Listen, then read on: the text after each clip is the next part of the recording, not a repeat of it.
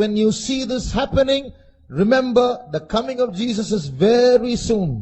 வேதத்தில் தீர்க்கதரிசனமாய் சொல்லப்பட்டதும் இப்பொழுது சம்பவித்துக் கொண்டிருக்கிறதுமான ஒரு காரியம். இதை பற்றி இயேசு சொல்லும்போது இது சம்பவிப்பதை நீங்கள் காணும்போது உங்கள் தலைகளை உயர்த்துங்கள், ஏனென்றால் இயேசு சீக்கிரம் வருகிறார். Now look at this map of the Middle East.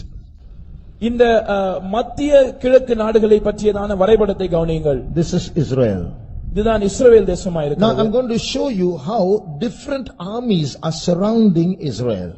எப்படி பல்வேறு தேசங்களின் ராணுவங்கள் இஸ்ரவேலை சூழ்கிறது என்பதை நான் இப்பொழுது உங்களுக்கு சொல்லுகிறேன்.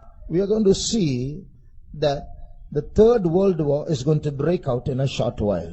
இன்னும் கொஞ்ச நாட்களில் மூன்றாவது உலக மகா யுத்தம் ஆரம்பிக்க போகிறதை நாம் பார்க்க The போகிறோம். Bible prophesies about that. வேதம் இதை தீர்க்கதரிசனமாக சொல்லுகிறது. Just before that or just after that, Jesus will come. இதற்கு சற்று முன்பாக அல்லது இதற்கு சற்று பின்பாக இயேசு வந்துவிடுவார். So around the time of the third world war, Jesus will come. மூன்றாவது உலக மகா யுத்தம் நடக்கும்போது அந்த காலகட்டத்தில் இயேசு வந்துவிடுவார். Then some clever people will say, oh, is that right? Then I'll wait till the third world war. When that starts, I'll get ready to go when Jesus comes. இப்பொழுது சில அதிபுத்திசாலிகள் இப்படி சொல்வார்கள், அப்படியா, நல்ல விஷயம் தானே, மூன்றாவது உலக மகா யுத்தம் வருகிற வரைக்கும் நான் காத்திருப்பேன், அந்த யுத்தம் ஆரம்பிக்கும் போது இயேசு வரும்போது போவதற்கு நான் என்னை ஆயத்தப்படுத்திக் கொள்வேன். Till then I will enjoy.